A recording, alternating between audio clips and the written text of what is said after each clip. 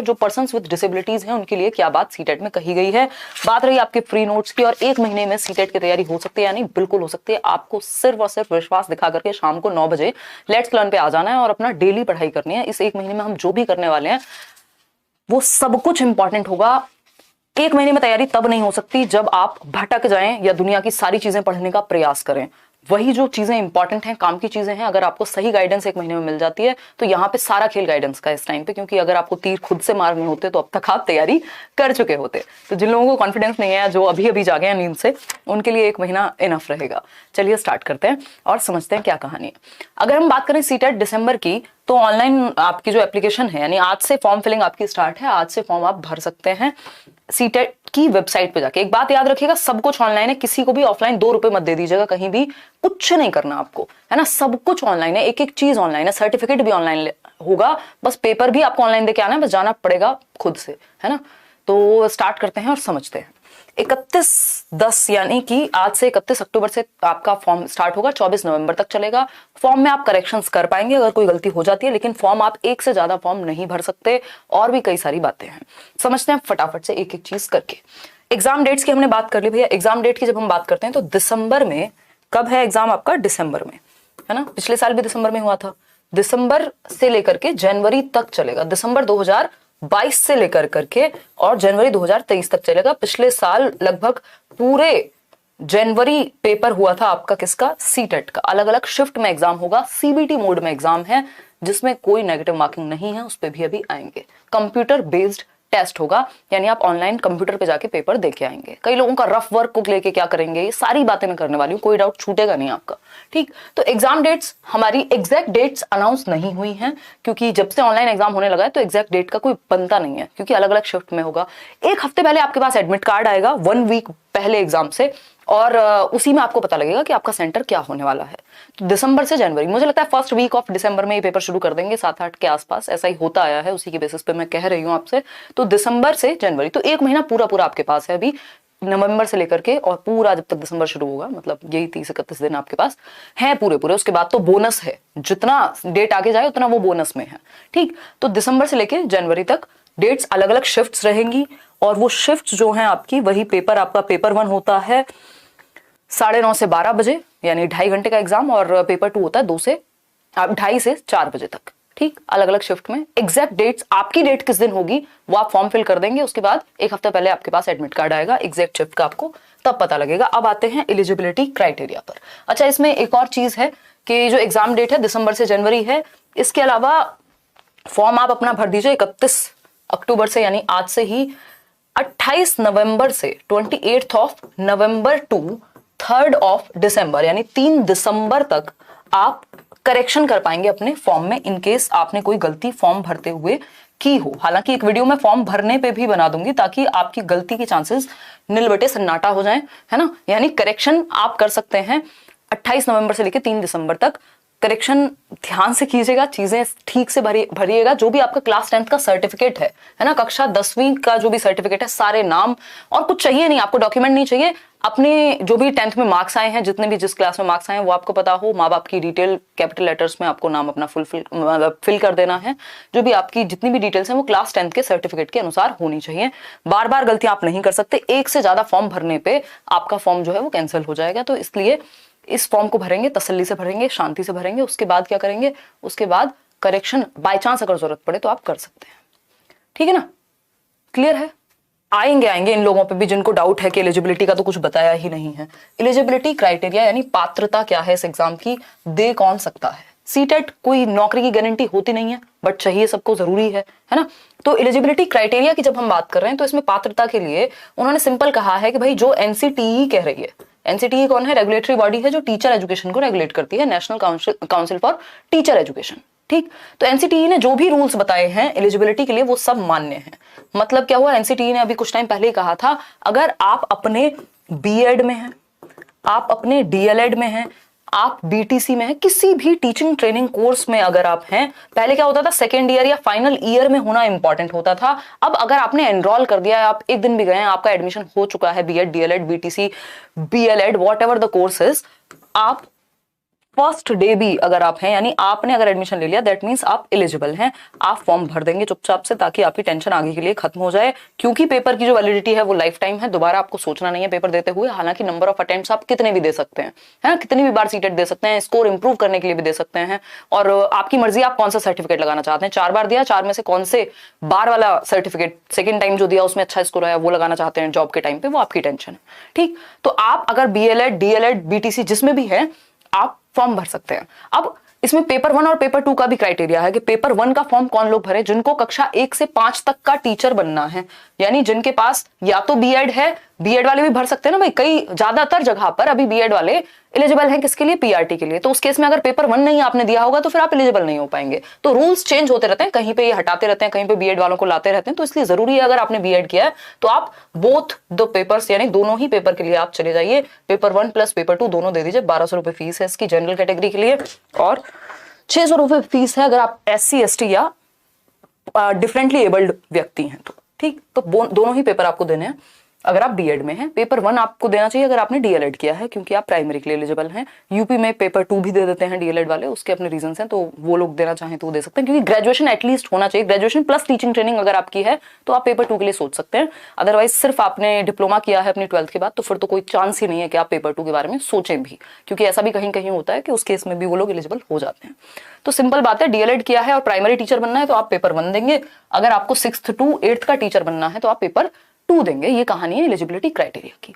किसी को कोई भी दिक्कत अगर हो रही हो तो आप मुझे बता सकते हैं, अगर नहीं हो रही है तो भी बता सकते हैं, जल्दी ही हो जाएगी शोभित, परेशान नहीं होना है। ठीक, चलिए एग्जाम पैटर्न की बात कर रहे हैं कि भैया नए चेंजेस हुए हैं या नहीं हुए इस बार भी, तो बहुत ही खुशी की बात कहेंगे आप लोगों के लिए। हालांकि अब तो मैं थोड़ी सी बोरियत हो गई है, अब कुछ तो परिवर्तन करे, कुछ तो मजे आए, बट हाँ ऑनलाइन एग्जाम में थोड़ा सा चेंज इन्होंने किया है। सिलेबस सेम है, आपके लिए खुशी की बात है कि सिलेबस सेम है, सिलेबस एग्जैक्टली सेम है, पैटर्न बिल्कुल सेम है। 150 नंबर का पेपर है, चाहे वो पेपर 1 हो चाहे वो पेपर 2 हो, दोनों 150 नंबर के पेपर हैं। बस अंतर इतना है, पेपर 1 पे जो सब्जेक्ट्स हैं उनमें 6 से 11 वर्ष के बच्चे के लिए पूछा जाएगा, यानी प्राइमरी लेवल का बच्चा, कक्षा 1 से 5 के बच्चे के बारे में सारी एनसीईआरटीज वगैरह आपको पता हो।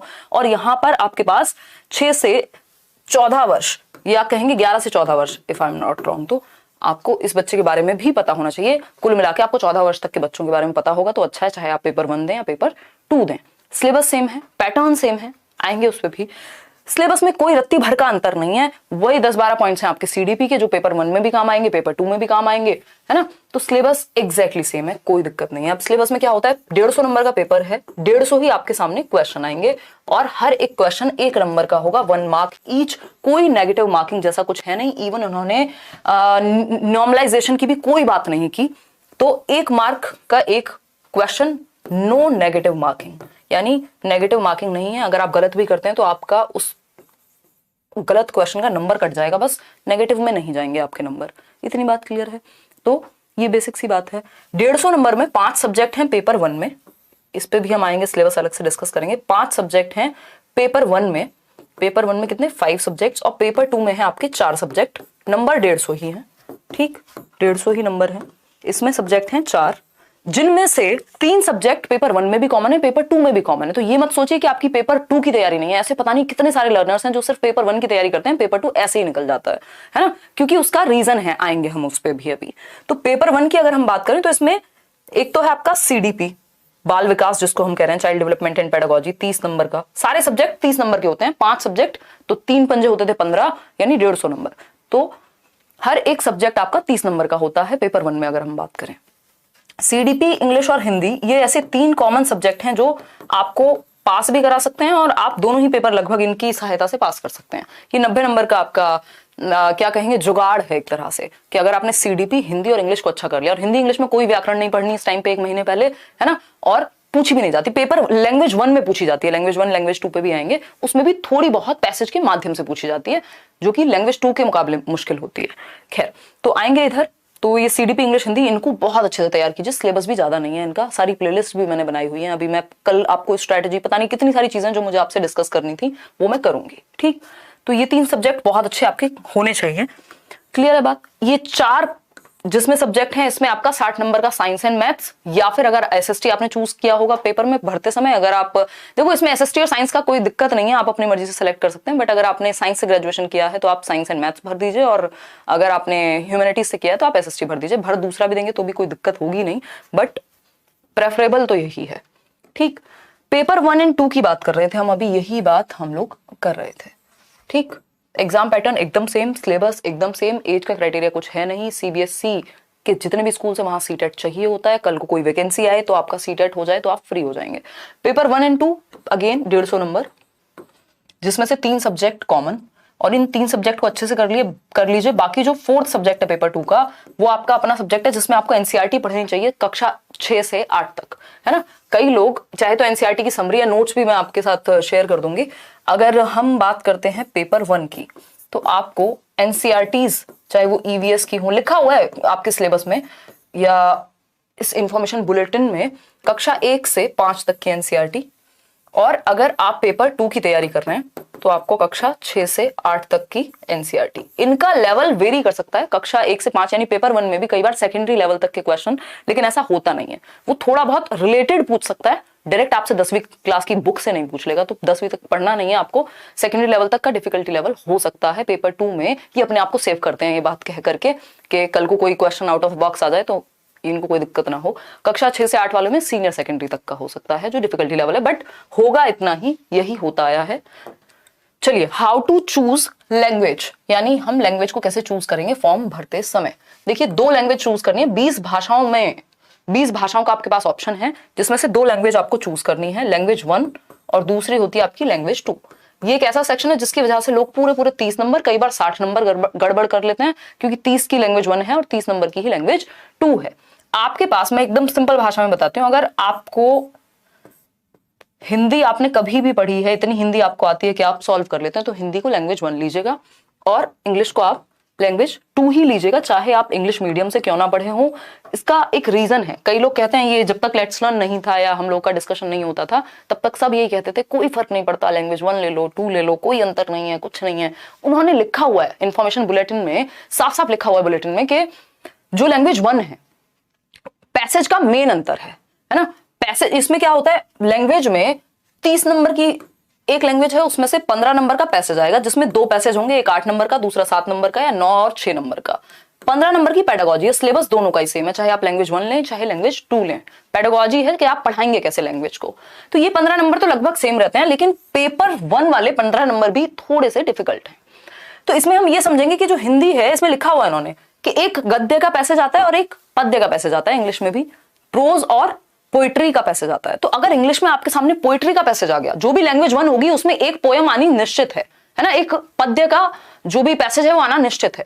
तो पोइट्री का एक, और कई बार दोनों भी पोइट्री आ जाते हैं, तो अगर आपने इंग्लिश लैंग्वेज 1 ले ली तो पोइट्री आपके सामने आ जाएगी, और पोइट्री में चक्कर आ जाते हैं अच्छों को, है ना। मैंने ग्रेजुएशन अपनी इंग्लिश लिटरेचर में की हुई है, बट मेरा भी दिमाग खराब हो जाता है उसे देख के, नंबर कटेंगे 100%। क्यों? क्योंकि आपने वो पैसेज कभी पढ़ा नहीं है पहले, है ना, पहले वो पैसेज आपने पढ़ा ही नहीं है। तो वो पैसेज जब आपने पढ़ा नहीं, अचानक से आएगा आपके सामने, और लिटरेरी टर्म्स होते हैं उसमें, तो कुछ आइडिया चलो आपको लग जाएगा, मान लो आपने लिटरेचर से बहुत पढ़ लिया, लिटरेचर आपने, या आपको बहुत सारी चीजें पता है, फिर भी वहां बहुत ज्यादा चांसेस है कि नंबर कट जाए आपके। तो पोइट्री ये दोनों पैसेज आएंगे अगर, या कविता अगर आएगी, तो वहां पे चांसेस, हिंदी में दिक्कत नहीं है आपको, हिंदी में एक कविता आ जाए और एक नॉर्मल आपका गद्य आ जाए, कोई दिक्कत नहीं है, हिंदी में आप कर लेते हैं और इजी होता है, वो बहुत आसानी से आप समझ पाते हैं, क्योंकि हम लोग बोलचाल की भाषा, मातृभाषा हमारी ज्यादातर लोगों की हिंदी है। तो ये कोशिश मत कीजिएगा कि इंग्लिश को आप लैंग्वेज 1 लें, किसी भी केस में, चाहे आपकी हिंदी कितनी भी कमजोर हो, अगर आप हिंदी चूज कर रहे हैं तो आप हिंदी को लैंग्वेज 1 रखिएगा, ये मेरी रिकमेंडेशन है। इसका फायदा आपको पेपर में मिलेगा 100%, हर साल मिलता है लोगों को। ठीक, इंग्लिश की अगर हम बात कर रहे हैं तो इंग्लिश लैंग्वेज 2 लेने पे क्या होगा, दोनों प्रोज के पैसेजेस आएंगे, यानी मान लो कोई कहानी है या फिर कुछ इस तरह का कोई आर्टिकल दे दिया, तो उसको आप समझ जाएंगे स्टोरी से, लेकिन लिटरेरी टर्म्स का मतलब अलग होता है, वो अपने आप में टेक्निकल से वर्ड होते हैं कि भाई उनका मीनिंग अगर है तो वो डिकन्स ने अगर कुछ लिखा है तो वो उनकी भाषा में, आपने अगर वो सच में पढ़ा होगा तब तो सही है, नहीं तो नंबर जाने की पूरी संभावना रहती है। पैसेज में वैसे भी नंबर कटते हैं अगर आप नॉर्मली भी अटेम्प्ट करेंगे। तो प्रोज के दोनों पैसेज या एक पैसेज निश्चित आएगा अगर आपने, सॉरी पोइट्री का अगर आपने लैंग्वेज 1 लिया इंग्लिश को, तो इंग्लिश 2 लैंग्वेज 2 रखनी है, इंग्लिश लैंग्वेज 1 हिंदी रखनी है। आपको अच्छी लगे ये बात तो बिल्कुल खुशी से कीजिए, नहीं तो खुद से ट्रायल एंड एरर कर लीजिए, कुछ नंबर का फर्क आपका पड़ ही जाएगा। आप कितने भी इंटेलिजेंट हैं, 5-10 नंबर आपके एक्स्ट्रा आ जाते हैं अगर आपने इंग्लिश को लैंग्वेज 2 रखा होता तो। ठीक, अब आपकी इच्छा है वो जो 20